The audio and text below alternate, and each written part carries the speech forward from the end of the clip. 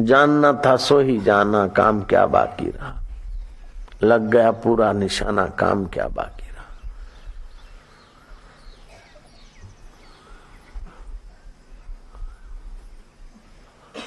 और जनक अगले जन्म में किसी ब्रह्मवेता गुरु के शिष्य थे, तो पहले का संस्कार पड़े थे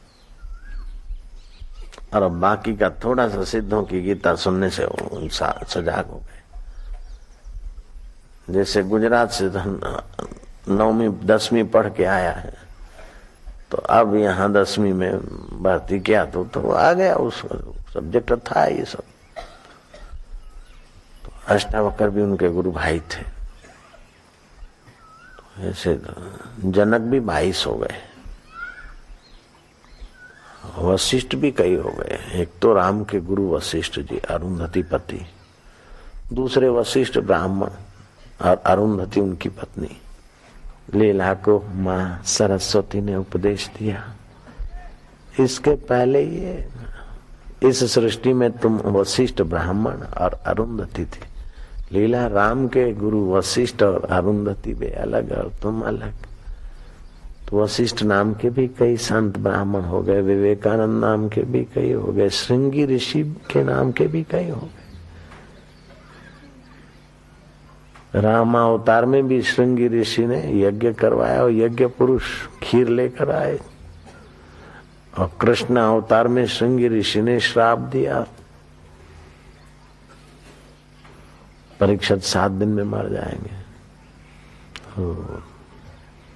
तो जैसे मोहन भाई एक थोड़े होता है गुजरात में, यहाँ है भारत में कई मोहन भाई होंगे, नारायण भाई कई होंगे, फलाने भाई कई होंगे। ऐसी कई सृष्टियां हैं, उसका कोई अंत नहीं। लेकिन सृष्टि के आदि में, सृष्टि के मध्य में और सृष्टि के अंत में जो सृष्टिकर्ता परमात्मा है वो सत्य है, बाकी सब आकृतियां हैं, खिलवाड़ है। जैसे लाइट की सत्ता से पर्दे पर सब दृश्य दिखते हैं, प्लास्टिक की पट्टी और लाइट के वेव्स होते हैं, और क्या होता है, और दिखता है हंसते खेलते मारते लड़ते झगड़ते सब सत्य। कैसा लगता है उस समय? सतत कुछ दिन आदमी ओपन थिएटर में रहे, पिक्चर में, बाहर का कोई कांटेक्ट नहीं, तो उसको लगेगा बस यही है। ऐसे सतत हम लोग ये भगवान की पिक्चर में रहते ना, तो लगता है कि यही सत्य है।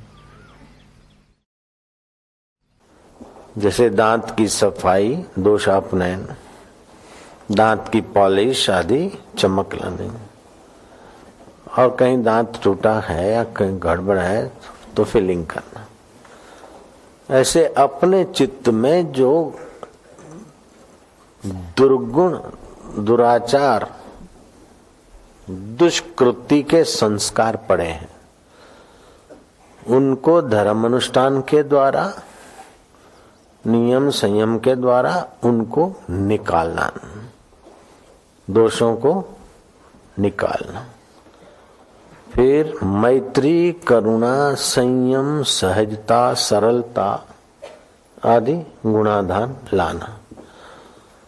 और हीनांग पूर्ति, जिसके कारण हम हीन, दीनहीन, तुच्छ हो रहे हैं, जन्म मरण जरा व्याधि के शिकार हो रहे हैं, जिस कमी के कारण, आत्मज्ञान की कमी है, वो हीना अंग पूर्ति, तो चित्त हो जाएगा सुयोग्य। तो धर्म अनुष्ठान और नियम संयम के द्वारा दोष की आदत, कुछ न कुछ बुरे दोष होते ही हैं, वो निकालें। ध्यान भजन उपासना के द्वारा, नियम आदि के द्वारा मन की अच्छी आदत बनाए, चमकाए मन को, बुद्धि को। और तत्व ज्ञान संयुक्त जो परमात्मा का ध्यान है वो कमी को पूर्ति करे। तो भगवत ध्यान जो है वो हमारे चित्त को शुद्ध भी करता है और भगवत ज्ञान अपूर्ति की पूर्ति भी करता है, कमी की पूर्ति भी करता है। तो दोषापनयन, गुणाधान और हीनांग पूर्ति, दोष की निवृत्ति, सद्गुण का आरोपण और ज्ञान की पूर्ति। दोष संयुक्त अंतःकरण, प्रभावहीन व्यक्तित्व या अंतःकरण, ज्ञानहीन व्यक्तित्व या अंतःकरण, उसमें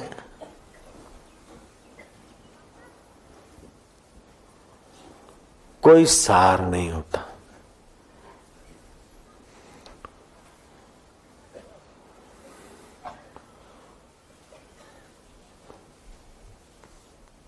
ध्यान कई प्रकार का होता है।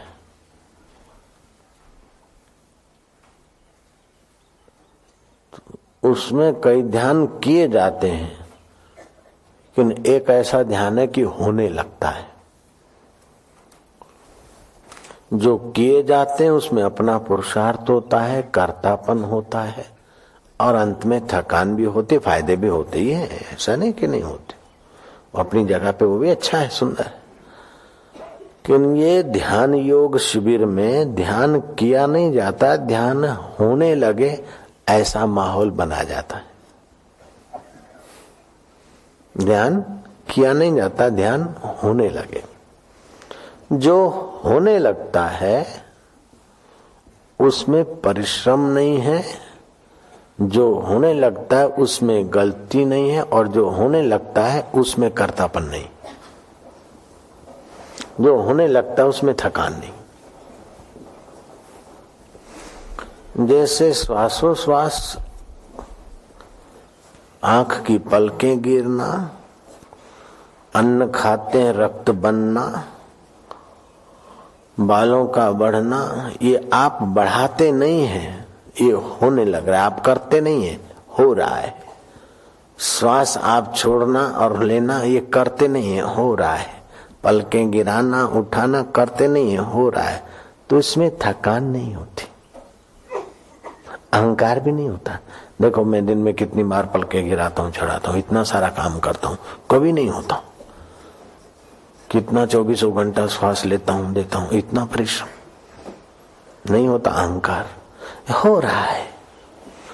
ऐसे भगवत कृपा, गुरु कृपा से जब चित्त शक्ति जागृत हो जाती है तो ध्यान होने लगता है। और ध्यान जो होने लगता है तो उससे गुणाधान होने लगता है। शरीर की अशुद्धि है, वहां ध्यान के द्वारा वो प्राण शक्ति जाकर नाड़ियों में स्पंदन पैदा करके वो अशुद्ध कण निकाल देते हैं। वमन के द्वारा,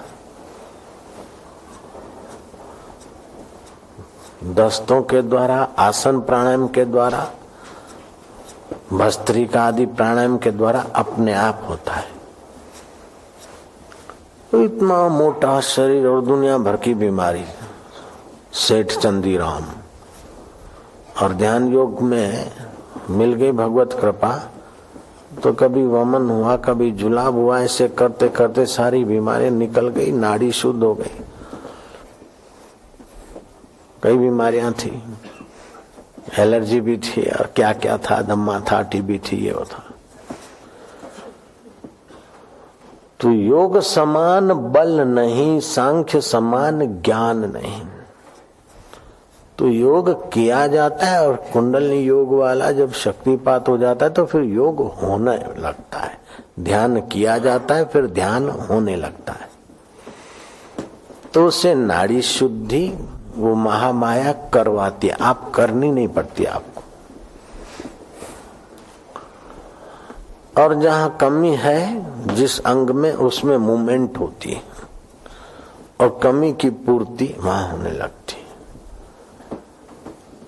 बुद्धि की कमी की पूर्ति, मन के कमी की पूर्ति, तन के कमी की पूर्ति। ये कुंडलनी देवी जागृत हो जाए और थोड़ा ध्यान में आप बैठे और ध्यान होने लगे तो तीनों कमियां अपने आप पूर्ति होने लगती। महामूर्ख में से बने महाकवि कालिदास में कितनी कमियां थी। और पत्नी ने महणा मारा कि तुम मूर्ख, ऊंट, संस्कृत में ऊंट को उष्ट बोलते, इतना भी नहीं जानते और बड़े विद्वान होकर मुझसे शादी करवाई पंडितों ने धोखा करके, विद्वान होकर मुंह दिखाई।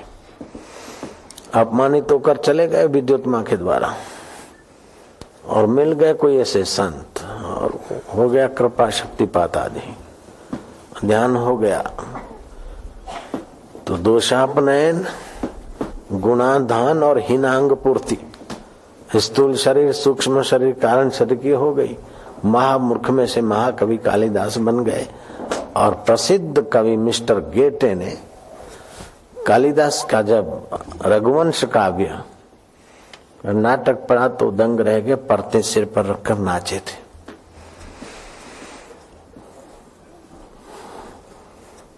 कबीर ने कहा, सुन्या सखना कोई नहीं, सबके भीतर लाल, मूर्ख ग्रंथि खोले नहीं, कर्मी भयो कंगाल। सबके भीतर वो लालों का लाल सच्चिदानंद चैतन्य और उसकी आह्लादनी शक्ति है, लेकिन जड़ चेतन की जो ग्रंथि पड़ गई वो खोलता नहीं कोई। मूर्ख खोलता नहीं और कोई होशियार है तो अपनी होशियारी संसार के कर्मों में लगा देता है। वकील बन गए, डॉक्टर बन गए और पेट भर के जीवन पूरा हो गया। जो बुद्धि दी थी ये तीनों की पूर्ति के लिए उधर नहीं लगे। दोषापनयन, गुणाधान, हीनांग पूर्ति, मन बुद्धि के दोष निकालना, उनमें गुण भरना और उनकी कमी की पूर्ति। ये तीन जब तक नहीं होते तब कितना भी धन हो गया उसका दुख नहीं जाएगा। कितने भी सनत मिल गए और प्रैक्टिस चल गई तभी भी तनाव और टेंशन उन लोगों के जीवन में बाकी रहता है। कितनी भी प्रसिद्धि हो गई फिर भी असंतोष और अशांति उनका पीछा नहीं छोड़ती, क्योंकि योगी नहीं हुए। कृष्ण कहते हैं संतुष्ट सततम योगी। योगी सतत संतुष्ट होता है, भोगी सतत संतुष्ट हो नहीं सकता। जैसे नादानुसंधान योग किया जाता है, अच्छा है और कोई बुरा नहीं है। हम जिसका वर्णन करते उसका समर्थन करते तो दूसरे का हम खंडन करें ये नहीं है, उसकी अच्छाई भी हम स्वीकार करें। हम एक देशी नहीं होना चाहिए, हम लोगों को वन वे ट्रैफिक नहीं होना चाहिए। हमारा सिद्धांत बढ़िया है, हमारा मकान बढ़िया है, हम जो बोलते वो बढ़िया है। जहां जहां बढ़िया है वो सब हम स्वीकार है, जहां जहां बढ़िया है वो सब हमें स्वीकार है।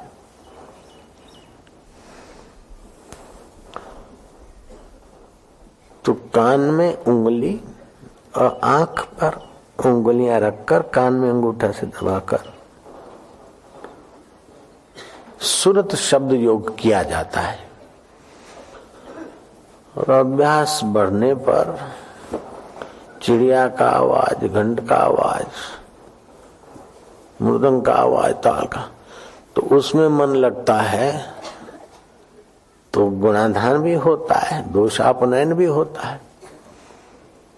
लंबी यात्रा के बाद कोई तत्वज्ञानी ब्रह्मज्ञानी गुरु मिले तो हीनांग पूर्ति भी होती है, लेकिन ये करना पड़ता है। और ज्ञानेश्वरी गीता के 6ठे अध्याय में जिस महामाया कुंडलनी शक्ति का वर्णन ज्ञानेश्वर ने किया है, 6ठे अध्याय के 10वें श्लोक में, कि पहले तो योगी आड़े टेढ़े मार्ग में जाते, जब ये राजमार्ग खुल जाता है तो उनका योग स्वतः होने लगता है। वो योगी साधक देवों का देव हो जाता है। आरंभ में तो उसके शरीर में कंपन, हंसी, रुदन, ये नए साधक को तो डरा देते हैं, लेकिन भगवान शंभ सदाशिव अभी भी इसी योग के अनुसार समाधि की ऊंचाइयों को छू रहे हैं और देवादिदेव होकर पूजे जा रहे हैं। भागवत में आया वाग गदगदा द्रव्यते यस्य चित्तम, वाणी जिसकी गदगद हो जाए और चित्त द्रवित हो जाए। हसती क्वचित, कभी हंसता है। रुदती भीक्षणम, कभी भयंकर रोता है। उद्गायंती, कभी गाता है। विलज्जे, लज्जा छोड़कर नृत्यंती च, नाचता है। मद भक्ति युक्तो भुवनम पुनाति, भक्ति युक्त मेरा भक्त त्रिभुवन को पावन करता है। ऐसा भगवान कृष्ण औद्धव को कहते। तो ये तुमने देखा होगा, जिन पर भगवत कृपा होती है वो चित्त शक्ति कुंडली जागृत होती है, तो कई लोग हंसते हैं, कई रोते हैं। वो अगर रोने बैठे तो ऐसा नहीं रो सकते हैं, हंसने बैठे तो ऐसा नहीं हंस सकते हैं, नाचने लगे तो ऐसा नहीं नाच सकते हैं, चिल्लाने लगे तो ऐसा नहीं चिल्ला सकते। लेकिन वो जो स्वाभाविक आ जाता है तो वो दिखता है कि स्वाभाविक है, तो उसे रोकना अपने को पड़ता है, बाकी स्वाभाविक। तो इससे शरीर के दोषों की निवृत्ति होती है। लेकिन कभी कभी शरीर में भयंकर दोष होते हुए दिखते भी हैं। ऐसा नहीं कि अपने मार्ग की प्रशंसा करें और उसकी साइड इफेक्ट न बताएं। कभी एक कुंडली योग ध्यान योग में अपन आएंगे तो कभी कभार यहाँ से जो मंत्र दीक्षा के वक्त या ऐसे शिविर में शक्तिपात के वक्त जो कुछ मिलेगा, फिर आप घर में अभ्यास करोगे तो कभी आपको ऐसा लगेगा कि मेरे में काम विकार पहले से ज्यादा है, गुस्सा ज्यादा, ऐसा लगेगा। काम क्रोध मिटना चाहिए और आपको लगेगा कि ज्यादा हो गया। उसका कारण है कि जो तुम्हारे बंद केंद्र हैं वो दोषान निवृत्ति के लिए छुपे हुए दोष हैं, उसको बाहर निकालती हो चित्त शक्ति। आनंदमयी माँ को ये होता था तो कभी एक एक दिन 2-2, 4-4, 6-6 दिन खाना नहीं खाती, 1 गिलास 2 गिलास 3 गिलास चांद्रायण व्रत रखते, और एक बार 73 आदमी का खाना खा गए तो हो गए ना लोग, नहीं खाते और 73 आदमी का खाना खाते।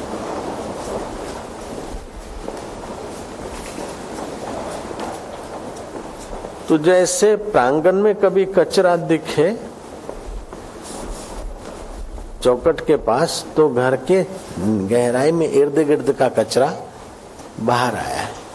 ऐसे पुराने दोषाप जो है, दोषापनयन है, कई जन्मों में जो वो पाप ताप संस्कार वासनाएं निकलनी है वो उसी एक ही जन्म में निकल रहे हैं। तो उन वासना के अनुसार गिरना नहीं है, वासना के विचारों को पछाड़ होने देना है। आप नहीं चाहते और कभी लगता है कि मेरे को ऐसे बुरे बुरे विचार आते, ऐसा कईयों को अनुभव होता होगा।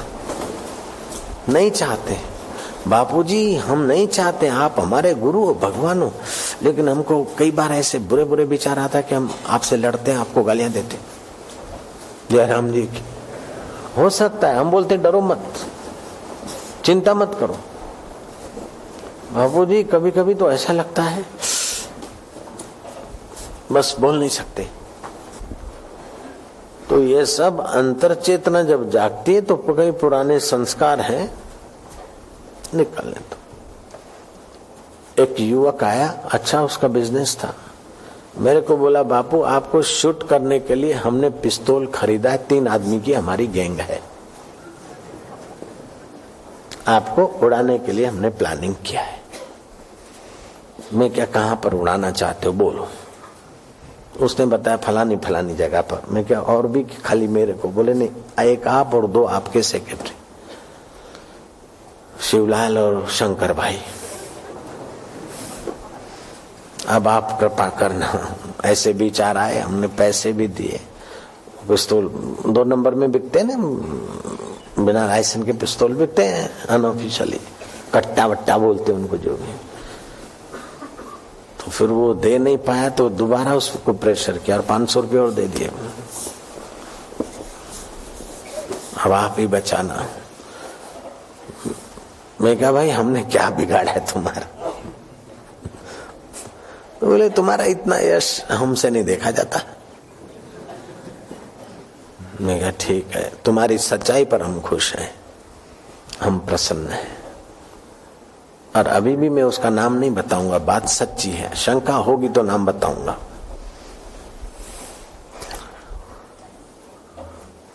ये वो जो भी उसमें दोष थे किसी कारण वो उभरे और उन्होंने ये किया, तो फिर बताया आप में दुर्गुण आते और दुर्गुण का पोल खोल देते हो तो दुर्गुण वहीं पूरे हो जाते हैं। दुर्गुण को छुपाते हो तो क्रियांत ऐसे ही जो जन्म जन्मांतर में ले जाने वाले बापूजी, फिर क्या हुआ? उन्होंने काम तो नहीं किया, अभी तो आप जिंदे हैं। तो आपने माफी मांगी, उन्होंने माफी मांगी नहीं। उनको बोला भाई तुम ठीक है, इतनी तुम्हारी सच्चाई है तो ठीक है, हम तुम पर नाराज नहीं, हम प्रसन्न हैं। प्रसन्न है तो हमारे तरफ से प्रेम मिला। प्रेम मिला तो फिर उनको लगा कि तो बापूजी अपने भले इनका यश होने दो यार।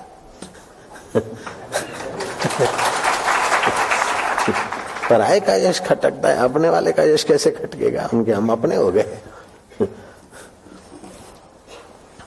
अपने हो गए तो उसकी विशेष श्रद्धा हो गई। तो दुकान बंद करता तो भी बापूजी का फोटो वोटो रखे यूं करता। उसका दुकान है अहमदाबाद ढालगर बाग, माणिक चौक के पास। लक्की जूस उसकी दुकान का नाम है। तो एक टोला अपना सामान लेकर दुकानों को जलाता हुआ आया। उस दुकान के नजीक आया तो देखा कि आकाश में कोई छाया बाबा जी दिख रहे। अरे बोले इस दुकान का तो कोई रखवाला, कोई फकीर है, तोबा यहाँ से चलो। जब उस टोले का ये तोबा करके वापस जाने की खबर मिली तो उसकी श्रद्धा और बढ़ गई। कहा तो मैं रिवॉल्वर खरीद रहा था बाबा को उड़ाने के लिए, और कहा मेरी जलती दुकान बचाने के लिए बाबा वहां दिखे। लेकिन वो कहता कि बाबा आपकी कृपा है। बाबा कहता है नहीं, ये तुम्हारी सच्चाई है। तुमने अपना माना बाबा को, तो बाबा ने आपको अपना माना, तो अपना माना तो अपना संभालना होता है। बाबा क्या इसमें? तो ऐसे आप भगवान को अपना मानो, इससे दोषापनयन आसानी से होगा, गुणा धान आसानी से होगा, हीनांग पूर्ति आसानी से होगा। क्योंकि भगवान पूर्ण है ना। भगवान निर्दोष है तो निर्दोष का चिंतन करने से दोष ज्यादा समय नहीं रहेंगे। मुझ में दोष है ऐसा चिंतन करोगे तो दोष को बल मिल जाएगा। अदोष होते हुए दोष नहीं और करते रहोगे तो अधोगति जाएंगे। मैं जैसा तैसा हूं, तेरा हूं।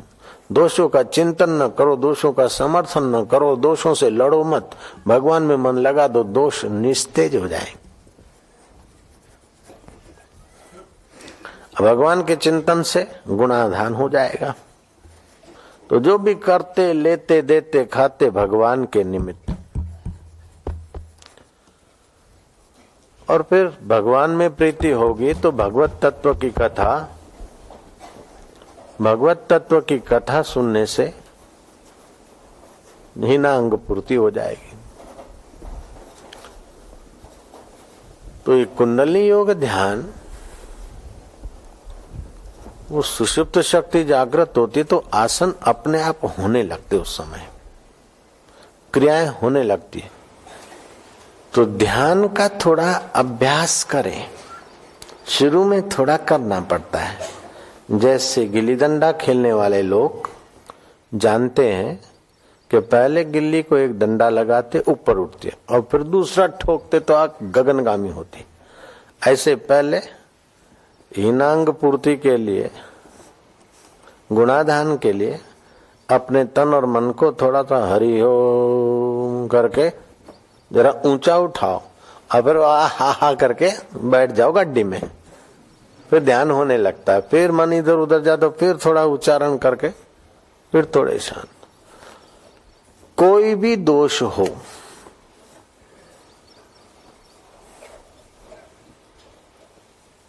सुबह बैठ जाओ ना धो के पूर्व के तरफ, लंबा सांस लो।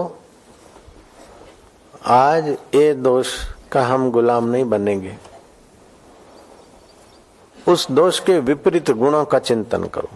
समझो आलस्य है तो आलस्य कबो न कीजिए, आलस अरिसम जान, आलसते आयु घटे, बल विद्या की होत हान। मैं आज आलस्य नहीं करूंगा, मैं स्फूर्ति में रहूंगा। मानो काम विकार है, लोभ है, कोई बीमारी है, दारू पीने की आदत है, कोई ऐसी गंदी आदत, उसके विपरीत विचार करके ओम ओम ओम हरि ओम ओम ओम। आज का दिन ये नहीं होगा। इन दोषों को बल में मेरी चेतना का था, तभी ये दोष हावी थे। अब मेरा बल मेरे राम के चरणों में, मेरे राम का बल मेरे अंतःकरण में। हम और तुम दोष गुम। ओम नारायण नारायण नारायण नारायण। तो इस प्रकार शराबी का शराब छोड़ा जा सकता है, जुआरी की जुआ छोड़ी जा सकती है, बीमार की बीमारी कम की जा सकती है, नष्ट की जा सकती है। सुबह बैठ जाओ, नाथ धो के पूर्व के तरफ, लंबा सांस लो। आज ये दोष का हम गुलाम नहीं बनेंगे। उस दोष के विपरीत गुणों का चिंतन करो। समझो आलस्य है तो आलस्य कबो न कीजिए, आलस अरिसम जान, आलसते आयु घटे, बल विद्या की होत हान। मैं आज आलस्य नहीं करूंगा, मैं स्फूर्ति में रहूंगा। मानो काम विकार है, लोभ है, कोई बीमारी है, दारू पीने की आदत है, कोई ऐसी गंदी आदत, उसके विपरीत विचार करके ओम ओम ओम हरि ओम ओम ओम। आज का दिन ये नहीं होगा। इन दोषों को बल में मेरी चेतना का था, तभी ये दोष हावी थे। अब मेरा बल मेरे राम के चरणों में, मेरे राम का बल मेरे अंतःकरण में। हम और तुम दोष गुम। ओम नारायण नारायण नारायण नारायण। तो इस प्रकार शराबी का शराब छोड़ा जा सकता है, जुआरी की जुआ छोड़ी जा सकती है, बीमार की बीमारी कम की जा सकती है, नष्ट की जा सकती है। बीमारी है, मेरे में ये बीमारी है, बीमारी कैंसर हो गया, फलाना हो गया, टीबी हो गया, दमा हो गया, पक्षाघात हो गया। तो ये हो गया तो शरीर को हुआ, फलाने को हुआ। मैं स्वस्थ हूं, मुझे बीमारी छू नहीं सकती, मैं निरोग हूं, मैं निरोग हूं, फलाना निरोग है, ढिंगना निरोग है। ओम आरोग्यम, ओम ओम ओम, मैं निरोग हूं। इस प्रकार का जप ध्यान तुम्हारे ऐहिक रोगों को भी मिटाता है, मानसिक रोगों को भी मिटाता है, और बुद्धि की कमजोरी और बुद्धि के रोग हो तो उसको भी मिटाने में 10-15 मिनट रोज सुबह लगाए, तभी भी बुद्धि के गुणाधान हो सकता है, मन का गुणाधान हो सकता है, तन का गुणाधान हो सकता है, तन की दोषानिवृत्ति हो सकती है, मन की दोषानिवृत्ति हो सकती है। और अपने अंदर जो दोष है वो अपने जानते उतना पड़ोसी नहीं जानता। अपन जानते उतना कुटुंबी नहीं जानता है। अपने कमजोरी अपन जानते, जैसे उसकी कमजोरी वो जानता था, आकर मेरे को बता दिया, मैं अच्छा भाई कोई बात नहीं, तो उसकी वो कमजोरी निकल गई, स्नेह में बदल गया। तो अपने ठाकुर जी को कह दो, भगवान को कह दो कि भगवान ये कमजोरी है, अब हम क्या करें। मैं तो परमात्मा का सनातन अंश चैतन्य हूं। और ऐसा नहीं कि क्या करे, आदत छूटी नहीं, कई आदतें छूट गई। एक आदमी ऐसा था कि सुबह से लेकर मुंह भी धोता तो शराब से कुल्ला करके, पी और पी। किसी कारण रामकृष्ण परमहंस के पास आना जाना हो गया, उसकी श्रद्धा हो गई। कुटुंबियों ने देखा कि मौका है, रामकृष्ण को कहा कि फलाने हमारे आते हैं, कुटुंब के बड़े, हम उनको कह नहीं सकते, इनसे आप दारू छुड़ाइए। रामकृष्ण के पास ले गए बात करके। रामकृष्ण ने कहा देखो तुम मेरे प्रति श्रद्धा करते हो तो एक बात मेरी मान लो। उसने बोला आपकी 10 बात मानूंगा, दारू मत छुड़ाना और सब छोड़ दूंगा। ये भी कोई कम नहीं था, बंगाली था, पक्का ऑफिसर था। तो बाबा हम सब छोड़ सकता है, लेकिन ये दारू तो नहीं छोड़, और जो भी तुम बोलेगा हम करेगा, छोड़ेगा दारू के सिवा। बाबा समझ गए, बोले अच्छी बात है, तुम दारू पीना हम मना नहीं करता, लेकिन तुम मालिक माँ काली का दर्शन तो करता जी। यहाँ काली का दर्शन कर, तुम्हारे घर के पास में मंदिर दर्शन तो करता है रोज? बोले करता है। तो बस माँ को भोग लगा के फिर पीना। हाँ बोले ये बात बराबर है, ये बात बराबर है, वो हम वचन देता है। गया सुबह, अब पीना है तो चलो माँ, मंदिर में भोग लगाया। मंदिर में ऐसे कोई बोतल पकड़ के भोग तो कोई लगाता नहीं, तो चुपके से लगाना पड़ेगा। गया तो देखा कोई अभी दर्शनार्थी आया, अब जेब में से निकालता हूँ, फिर कोई आया, फिर कोई आया, फिर कोई आया। ऐसे करते करते गया, भूख लगी, नाश्ता बिस्ता किया। आज बिना पेट के नाश्ता बिस्ता तो किया। दोपहर को आए तो देखा कि लोग आ रहे हैं, लोग कम हुए तो पुजारी घंटी लेके बैठ गया। ऐसे करते करते दिन भर में मौका नहीं मिला। 1 दिन हुआ, 2 दिन हुआ, 3 दिन हुआ, मौका नहीं मिला। आखिर आए, रामकृष्ण को बोला कि बाबा तुमने कोई सा शर्त डाल दिया, 3 दिन हो गया, हम एक पौवा भी नहीं पी सके। रामकृष्ण बोला कि तुम छोड़ नहीं सकते थे, 3 दिन बिना शराब के रह गए ना। जब 3 दिन रह सकते हो तो 30 दिन भी रह सकते हो, 30 महीना भी रह सकते हो, 30 साल भी रह सकते हो। ऐसे अपने में कोई दोष है तो उसको आज का दिन नहीं करूंगा, आज के दिन उस दोष से आप बच गए, आदत से बच गए, तो कल के दिन बचने में आपको मेहनत कम करनी पड़ेगी, परसों को कम करनी पड़ेगी। मेरे पास कई ब्रह्मचर्य व्रत लेने आते हैं, आजीवन ब्रह्मचर्य व्रत। मैं क्या नहीं, तो कुछ लोग बोलते 5 साल का, 3 साल का। मैं बोलता हूं नहीं, 3 साल में अगर 1-2 बार गड़बड़ हो गई तो तुम मानोगे कि अपने बस का नहीं, अपन भाई हार गए, काम बड़ा है, अपना संयम कम। तुम 6 महीने का लो, 3 महीने का लो, फिर रिन्यू कराओ। अब कोई चार्ज नहीं होता, रिन्यू चार्ज होता नहीं, ऊपर से प्रसाद मिलता है। ऐसे कोई दोष है या कोई बुरी आदत है या बुरा खान पान है तो 1 महीना नहीं खाऊंगा, चलो इतने दिन नहीं करूंगा। तो उसके बदले में और कुछ ऐसा करो कि उसकी याद ना आए। दुश्मन को भूलने के लिए सज्जन की प्रीति कर दो, दुर्गुणों को भूलने के लिए सद्गुण भर दो। नश्वर को मैं मानने के बदले शाश्वत को मैं मान लो तो कल्याण बन जाएगा, बेड़ा पार हो जाएगा। मैं और मेरे का संबंध, संसार, शरीर को मैं मानना, वस्तुओं को, व्यक्तियों को मेरा मानना, ये भी दुख का निमित्त होता है। तो फिर आत्मा को मैं मानो और भगवान को मेरा मानो, उसकी जगह पर आ गया, दुख नहीं होगा, हीनांग पूर्ति होगी, सुख होगा। तो मैं और मेरे का संबंध से दुख होता है। किसी से द्वेष करते और किसी के प्रति गांठ बांध रखी है तो उसकी उन्नति में उसको देखकर दुख होता है।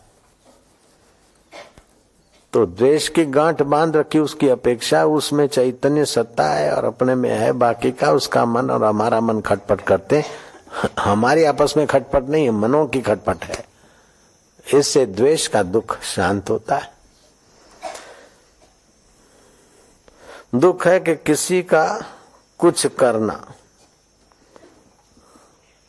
ये ऐसा करता, ये ऐसा करता, मेरे को इसका ऐसा करना है, तो संबंध जनित दुख, दोष जनित दुख, कर्तृत्व जनित दुख।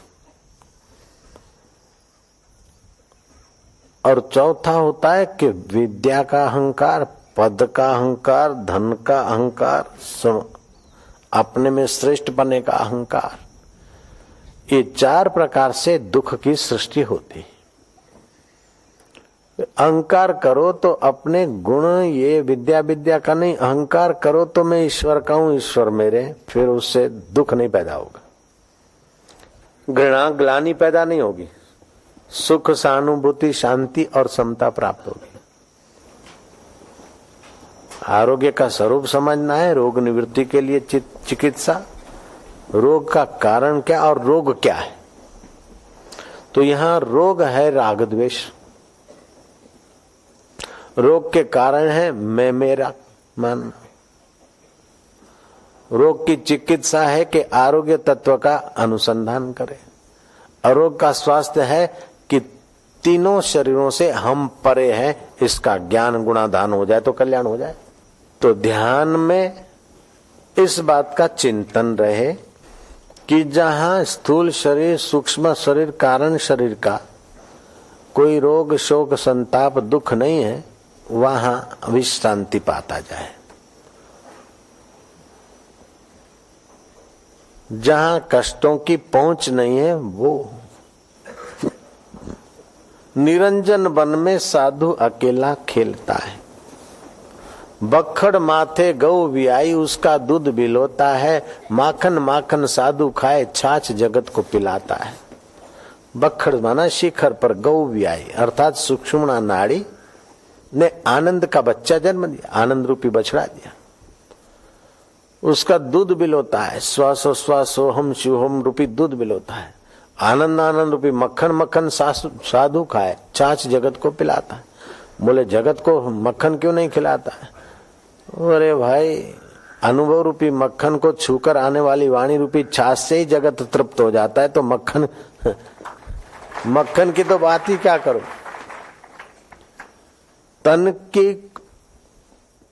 तन का कुंडा मन का सोटा हरदम बगल में रखता है। शरीर को कुंडा और मन को सोटा। शरीर को मैं नहीं मानता और मन में जो विचार आ गए मेरा विचार है, मन ने जो संकल्प कर लिया मेरा संकल्प है, वो भ्रांति नहीं रखता। तन का कुंडा मन का सोटा हरदम बगल में रखता है। 5-25 मिलकर आए उनको घोट पिलाता है। इस शरीर का और मन का उस आत्म सुख को घोट घोट के आत्म के पे को पिलाता है। निरंजन मन में साधु अकेला खेलता है। बखड़ माथे गौ भी आई, वृत्ति सुरता धारणा ऊपर गई। पैर से लेकर जांघों तक का हिस्सा पृथ्वी तत्व की प्रधानता है। जांघों से लेकर नाभि तक का जल तत्व की प्रधानता है। नाभि से लेकर हृदय तक का तेज तत्व की प्रधानता है। कंठ रूप वायु तत्व की प्रधानता है। भ्रूमध्य तक, अब भ्रूमध्य से सहस्त्रसार आकाश तत्व की प्रधानता है। इन 5 भूतों में से किसी भूत का ध्यान करो, उस प्रकार तो उस भूत की सिद्धि होती है। 5 महाभूत है ना। पृथ्वी तत्व की सिद्धि हो जाए तो आप यहाँ खड्डा खोद के गड़वा जाइए और कलकत्ते में उसी समय निकल सकते। जल में यहाँ गोता मारिए और दूर देश में हरिद्वार में जल में से प्रकट हो सकते हैं। अग्नि में कूद पड़े, यहां मर गए और दूसरी जगह वहां प्रकट हो गए। तो एक एक भूत को सिद्ध करें तो उस पर फिर आपका अधिकार हो जाता है। आप लेकिन एक एक भूत जहां से सत्ता लाते, तो भूत अनेक है, 5 भूत, लेकिन उन अनेक भूतों में जो एक है उसकी उपासना करने से ये बाह्य सिद्धियां तो नहीं मिलेगी, लेकिन तात्विक सिद्धि मिल जाएगी कि संतुष्ट सततम योगी। कबीर जी के पास थी, गोरखनाथ के पास ऐसी सिद्धियां थी कुछ। एक बार गोरखनाथ गए कबीर जी के पास कि तुम तो ताना बुनते हो, घर गृहस्थी में रहते हो, तुम इतने बड़े उपदेश करते हो, लोग हजारों आदमी तुमको मानते, आ जाओ अपनी जरा दिखाओ करामत। कबीर ने कहा बाबा हम तो कुछ नहीं जानते। नहीं महाराज कुछ दिखाओ। कहानी सुनी हमने कि गोरखनाथ ने अपना त्रिशूल खोड़ दिया और योग शक्ति से पृथ्वी तत्व की सिद्धि के बल से अपना गुरुत्वाकर्षण नियम को तोड़कर और ऊपर बैठ गए त्रिशूल पर। बोले आओ शास्त्रार्थ करो। तो कबीर ने कहा आपने सिंहासन बनाकर दिखा दिया, तो मेरे हाथ में तो धागे का पिंडा है। एक छड़ा धरती को छुआ कर दूसरा छुड़ा ऊपर फेंका तो पिंडा खुलता खुलता धागा खड़ा हो गया। कबीर जी जाकर उस पर बैठे, बोले आओ।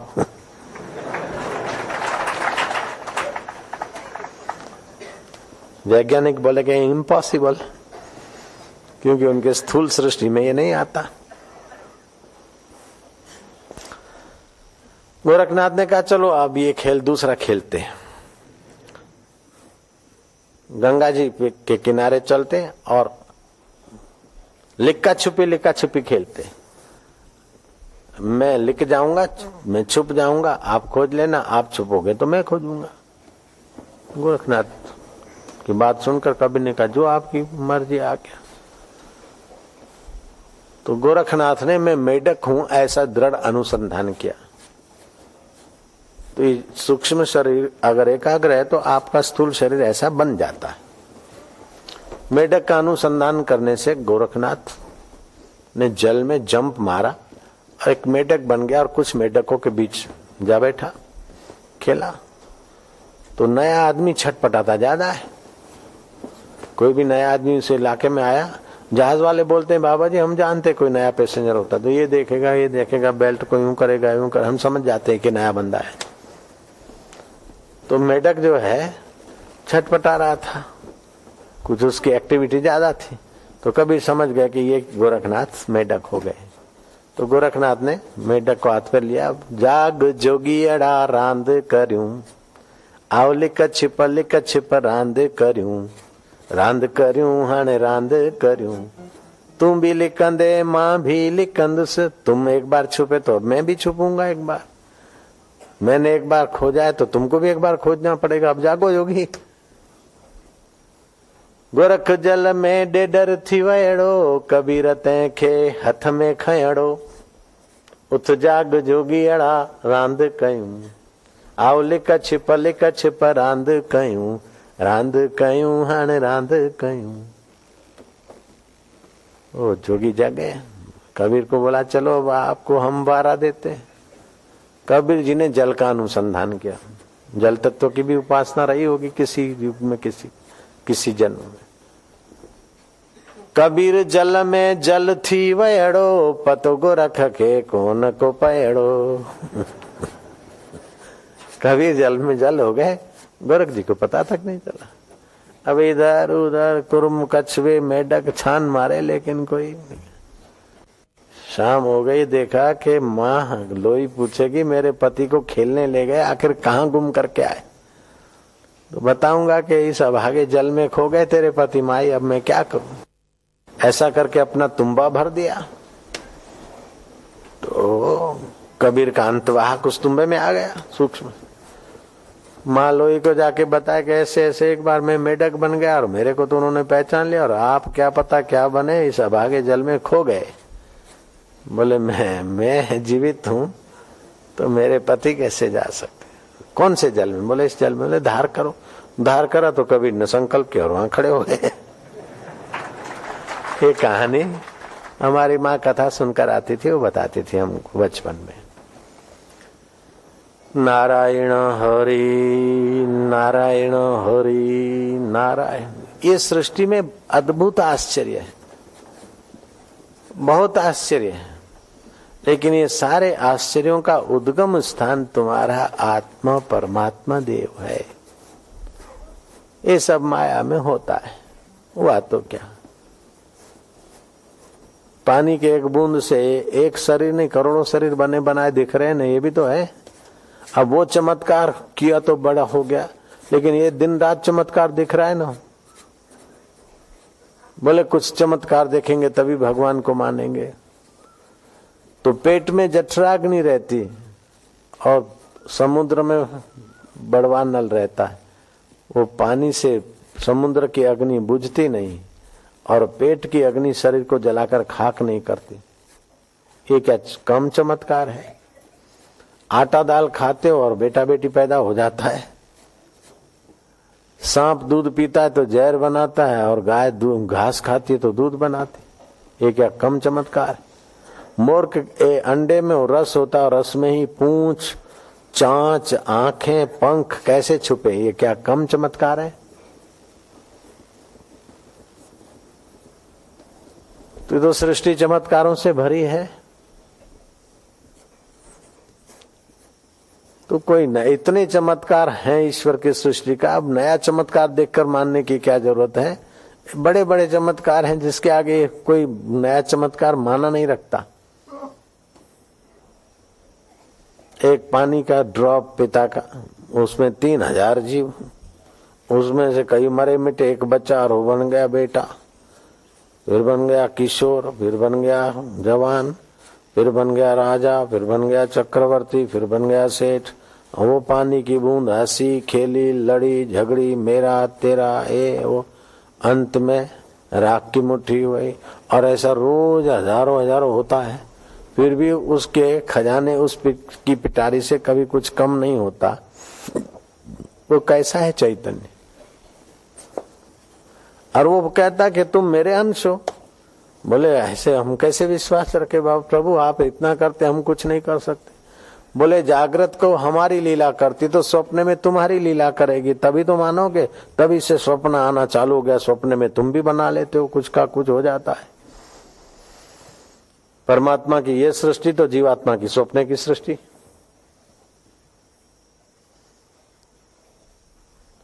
तो हमें क्या करना चाहिए, उस परमात्मा के चिंतन से, परमात्मा के ज्ञान से अपने तन में, अपने मन में, अपनी मति में दोष अपनयन, दोषों को निवृत्त करना। गुणाधान, दांत में मैल लगाए तो ब्रश से साफ कर दिया, दांत में चमक लानी तो पॉलिश कर दी, लेकिन दांतों में खड्डा है तो हीना अंगपूर्ति कर दी। ऐसे ही अंतःकरण में दोष है तो निकाले, सद्गुण भरे, और कमी है तो ज्ञान की पूर्ति कर दे, काम हो गया। गीता के 18वें अध्याय के महात्मा के बारे में आता है कि एक बड़ा तेजस्वी पुरुष आया, उसका तेज और प्रभाव देखकर इंद्र हत प्रभ हो गया। इंद्र आसन से उठ गया। लाने वालों ने कहा कि ये आपके इंद्र आसन पर बैठेगा। ये महातेजस्वी पुरुष अपने पुण्य प्रताप से कुछ समय यहाँ इंद्र का वैभव भोगेगा।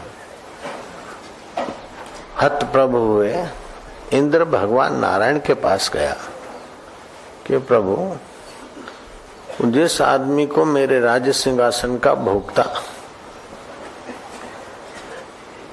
बनने का अवसर मिला, मैंने अपने देवत्व शक्ति के द्वारा देखा तो उसने 100 यज्ञ नहीं किए अश्वमेघ, और कोई बड़ा तालाब या पोखरे नहीं खुदवाए, और कहीं वृक्ष आदि लगाए और दूसरे कोई पुण्य कर्म किए या सदाव्रत किया, ऐसा भी नहीं दिखता। फिर भी वो आदमी प्रभावशाली है, ये तो मैं मानता हूं, और मेरे इंद्र आसन का अधिकारी बन गया है, तो ऐसे कैसे हुआ, फिर मेरा क्या होगा। तो भगवान मंद मंद मुस्कुराए। उन्होंने कहा कि ये भगवत गीता का अध्ययन करता था, अपना चित्त भगवत स्वरूप में लगाता था। भक्ति का ज्ञान, भक्ति का भाव अगर छोटा है तो आत्मज्ञान की निंदा करते लोग, और ज्ञान अगर छोटा है तो भक्ति की निंदा करते हैं। हकीकत में ज्ञान और भक्ति एक दूसरे के पोषक हैं। जिसके प्रति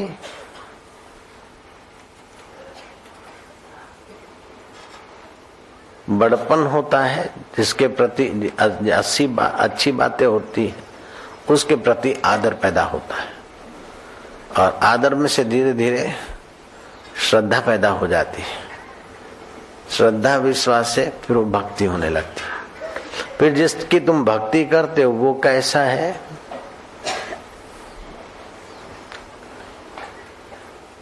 इस बात की चिंता न करो, लेकिन भक्ति स्वतंत्र सकल सुख खानी।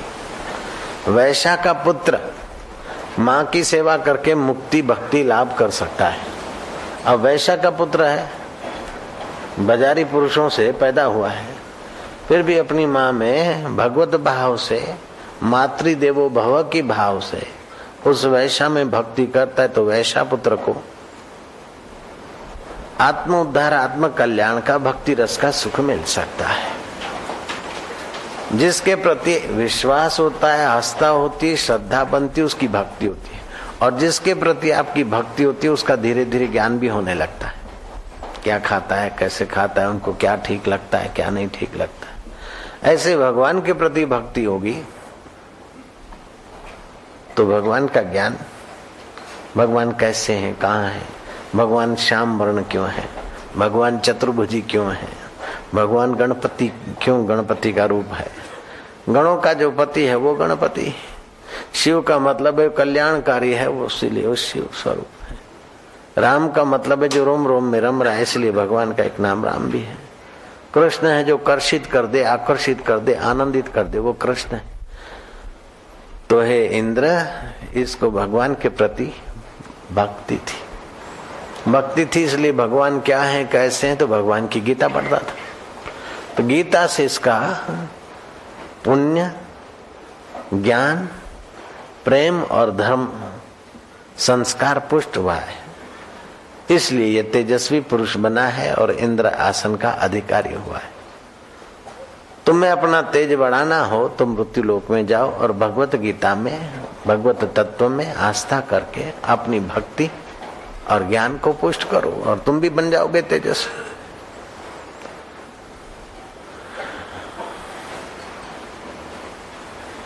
अठारहवें अध्याय के महात्म्य में आता है, एक झोंपड़ा बनाकर ब्राह्मण के वेश में इंद्र सुबह स्नान करे, अर्घ्य आदि दे, दोपहर को संध्या करे, शाम को संध्या करे, प्राणायाम करे और भगवत गीता का अध्ययन करे, और उससे उसका प्रभाव और तेज बढ़ा और इंद्र फिर अपने इंद्र आसन का अधिकारी बना।